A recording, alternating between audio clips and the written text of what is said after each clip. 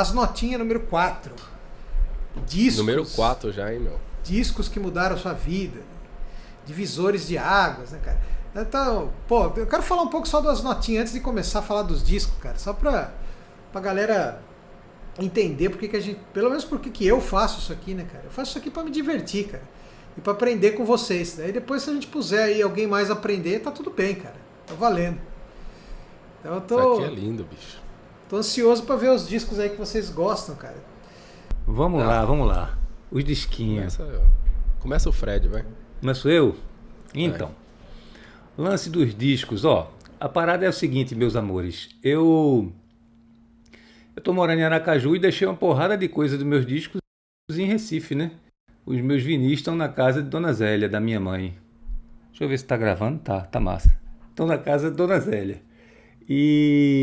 Mas aí eu selecionei algumas coisas aqui e vou falar brevemente porque esses discos marcaram a minha música, a minha vida. Então, o primeiro disco que eu selecionei foi o Paranoid, do Black Sabbath, que é um disco que, porra, eu curtia pra cacete e ele coincide com o meu início, assim, de tentar tocar aquele riff lá, o quem, quem. Comecei ali, né? Eu e meu irmão Breno, que infelizmente não seguiu na música, mas eu tenho altas recordações desse disco, bicho, do Paranoid. Tinha uma vizinhança minha, um vizinho meu, Megatron, Edivaldo Jorge Megatron, que tocava contrabaixo, velho. Figuraça, meu amigo de infância e da adolescência. E a gente tentava tirar aqueles riffs, tentava tirar as coisas, tirava tudo errado. Mas a gente era muito feliz. E eu carrego na minha música esse pouquinho do Black Sabbath, né? Essa coisa do Black Sabbath que eu peguei. E ouvi em todas as fases, com Ian Gillan, com Dio, com Ozzy. Sou apaixonado pela fase, na verdade, de Ozzy. Mas gosto de todas e escutei muito o Sabbath. Vou pro show de Ozzy, vou tocar em Sampa, viu, Guto? Se puder ir me ver dia 12. E Eu dia vou. 13 assistirei Ozzy, certamente. Então, Paranoid foi o disco assim do meu início, marcante que só. Concomitante a isso, tem um disco que, porra, fez parte também do meu começo e a minha música é impregnada desse disco. Se vocês ouvirem com atenção os meus trabalhos, Mandinga, meus discos que tem viola, bandolim e tal, estão impregnados do Led Zeppelin 3, que é um disco que está no meu coração, que eu de vez em quando boto no carro para ouvir, porque eu acho genial aquela mistura de coisas acústicas, né, que Page e John Paul Jones faziam, com violões, bandolim, banjo. Eu acho aquilo foda, eu acho o LED 3 muito bonito. E o que é que me lembra o LED 3? O LED 3 me lembra de um negócio muito massa, a gente acampando na praia de Itamaracá, quem é pernambucano sabe. Eu, André Minot, Zé Berenguer, os caras que começaram a me ensinar música. Eu comecei a aprender intervalos com os caras, a aprender divisão intervalar, mesmo montar acordes, escalas, esse tipo de coisa. André foi o meu primeiro guru assim, musical. Um abraço se ele estiver assistindo, André Minot. Reverências totais para você, velho, para André, para Berenguer, porque foram os caras que me levaram para música, que me ajudaram, né? E eu tenho muita consideração, são meus professores de verdade, os caras que começaram. Eu acho que o professor é massa, esse professor acadêmico que pega o aluno já montado, tal, para dar uma polida no cara, mas o primeiro professor, aquele que estimula, eu dou muito valor, né? Então André e Berenguer foram os caras, e Megatron também, caras que me iniciaram na música e me mostraram Led Zeppelin 3 na praia de Itamaracá. Essa ciranda quem me deu foi Lia, que mora na ilha de Itamaracá. Bonito.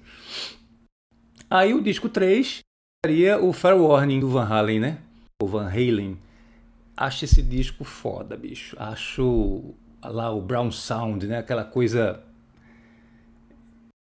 Porra, ali eu comecei a ver o controle do cara do volume da guitarra, o potenciômetro, né? Digo, bicho, como é que esse cara faz isso? Que ele aumenta e a guitarra distorce um pitoco de volume. O cara, quando roda, o negócio, sabe? O cara fecha, a guitarra limpa, se aproxima mais de um violão. Eu tinha essa coisa com violão também, essa viagem. Então esse disco me abriu as portas pro Van Halen. Eu escutei todos, né, bicho? O do Anjinho, 1984, as fases com David Lee Roth, com Sammy Hagar também, eu vi, acho tudo foda. Tudo, eu sou fã de Van Halen e pra mim é um cara que tenho antes e depois dele mesmo, né? O VH é um miserável. Tive até o amplificador, viu, meus amores? Tive o 5150, não me adaptei não, porque é muita cara dele. Aí eu me lascava, eu ia tocar, fazia, pô, só sai Van Halen aqui.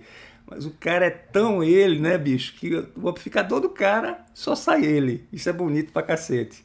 Minhas reverências também ao mestre Ed Van Halen, genial. E aí, meus velhos, veio uma fase muito louca que eu tava dizendo, porra, eu guri, né, com 12 anos, sei lá, 13 anos, eu já comecei a ver música assim como o meu futuro. Eu não tinha escapatória não, eu via, meu irmão, eu quero ser esse negócio mesmo.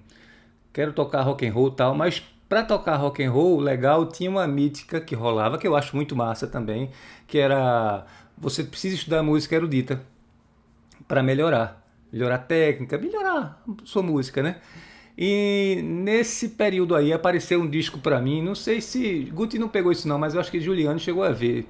Tinha uns discos, Juliano, da Abril Cultural, não sei se você lembra. Uhum. Saíam fascículos, né? Fascículos de música erudita, de Beethoven, de Haydn, de Mozart, né?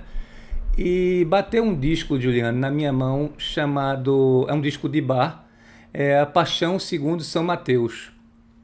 Que era uma coisa, um disco meio vinho, eu acho a capa dele, que vinha com história também, eu folheava aquela história e ficava... Porra, a música é um negócio... Eu era muito romântico, velho, eu gostava de música, eu gostava da... Os caras sofrendo, eu sofria junto com os caras.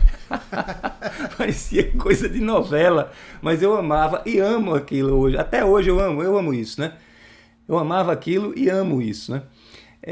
Então, Paixão segundo São Mateus, de Johann Sebastian Bach, ele me abriu as portas para a música erudita, né? Para esse laço que eu tenho até hoje com a música clássica. Eu gosto de assistir, levo minha filha de vez em quando para a orquestra, quero que ela feche os olhinhos lá e contemple, vislumbre imagens com aquilo ali. Eu dou muito valor ao poder imagético da música, né?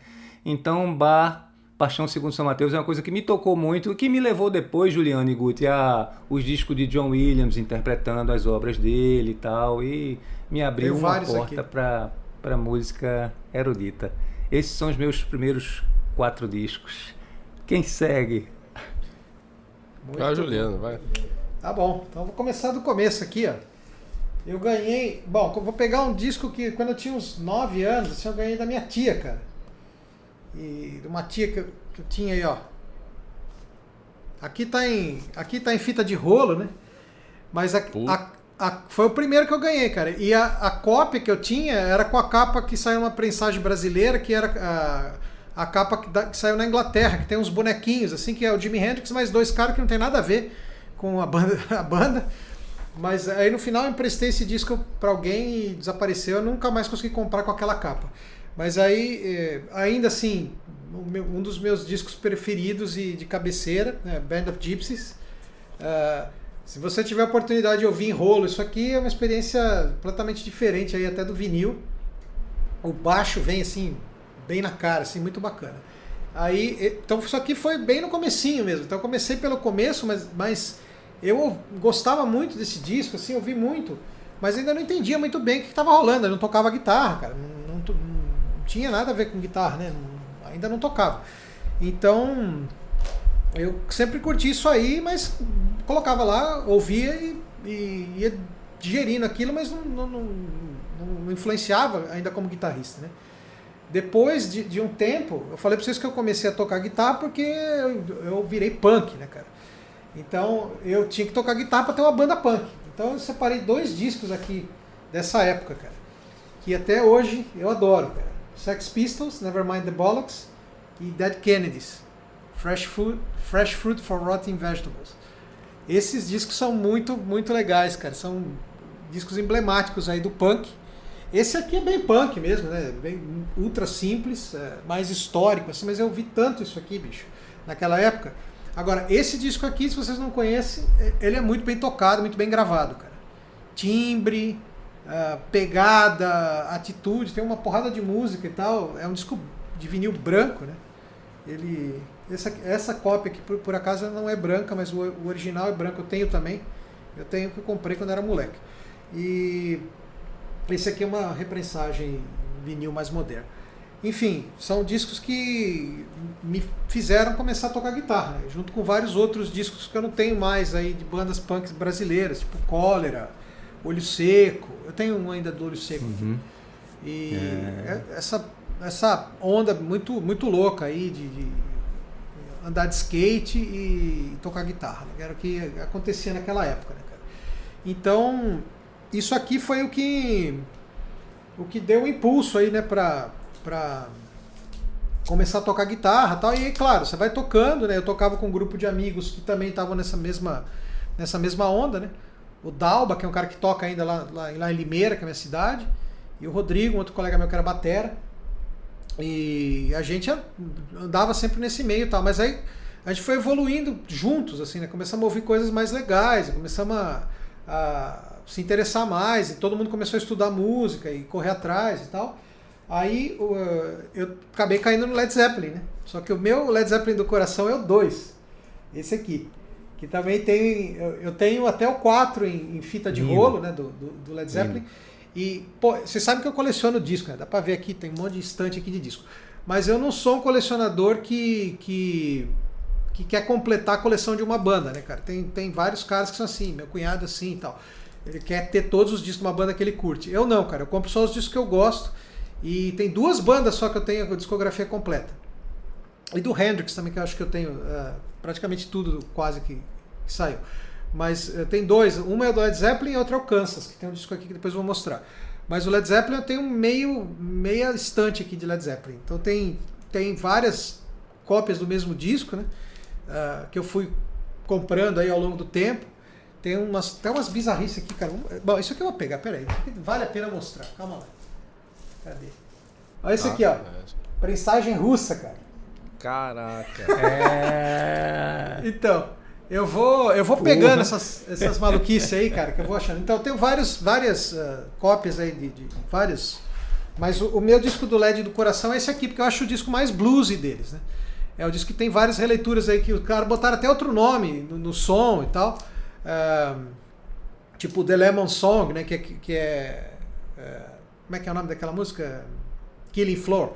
Eles meio que fizeram uma roupagem nova, até mudaram o nome do som, mas é um disco, pra mim é um disco de blues rock, assim, do caramba. E daqui eu acabei caindo pra rock e pra blues, né? Aí eu vou mostrar outros aqui na sequência, mas eu quero ouvir o Gucci antes.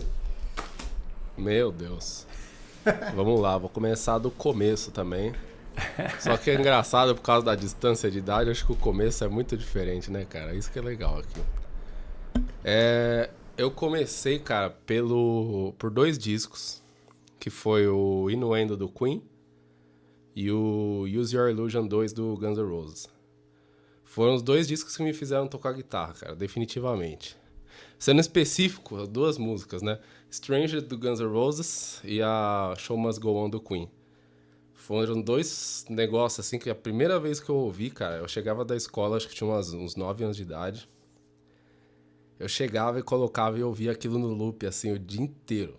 Aí eu ficava viajando, pensando, um dia eu vou fazer esse negócio, cara. Um dia eu vou fazer esse negócio. E aí depois, uns 3 anos depois, eu comecei a tocar. Mas era insano, assim, era um negócio muito passional, assim, É igual o Fred, eu ficava sofrendo junto com os caras lá, sabe? Chegava a chorar ouvindo o negócio, assim. Nem tinha noção do que era, mas era muito foda, mano. Então, acho que, assim, foram 2 discos, assim, foi um kickstart ferrado, assim, né, meu? Foi muito foda. E depois, né, quando eu comecei a tocar, óbvio, fiquei fritando nesses 2 discos muito tempo. Isso aí nem tinha internet ainda, não tinha computador, não tinha nada. Eu só ficava com esses 2 discos rodando, assim, infinitamente, meu. Daí, depois de um tempo, veio o 3º disco, que é pouco conhecido, mas quem toca guitarra deve conhecer, né? Que é o Pride and Glory, aquele trampo solo do Zakk Wylde no começo dos anos 90, né? Eu tenho CD desse. Cara, eu ouvi isso pra cacete, mas, meu, o Fred lembra, né, meu? Eu tive que me exorcizar do Zakk Wylde, Juliano. Eu tive que me Foi um exorcismo, cara, pra conseguir me livrar do cara, porque eu acho que eu ouvi... Eu imitava o cara, assim, desgraçadamente. Foi o cara que me fez tocar bem, assim, vamos dizer, né? Mas, meu, foi filha da puta pra sair parar de tocar igual o cara, sabe, meu? Foi difícil. Porque eu ouvia muito. Eu só ouvia ele. Faz uns 2 anos só ouvindo praticamente esse disco e o Book of Shadows e algumas coisas do Ozzy. Foi insano. Então, o começo mesmo foi isso aí, cara. Nossa, foi essa mescla dos 3 aí. Mas o Zac foi muito difícil largar do cara, meu. De tirar... Porque chegou um ponto que eu não tava ouvindo mais ele, mas eu não conseguia tirar ele do play, sabe?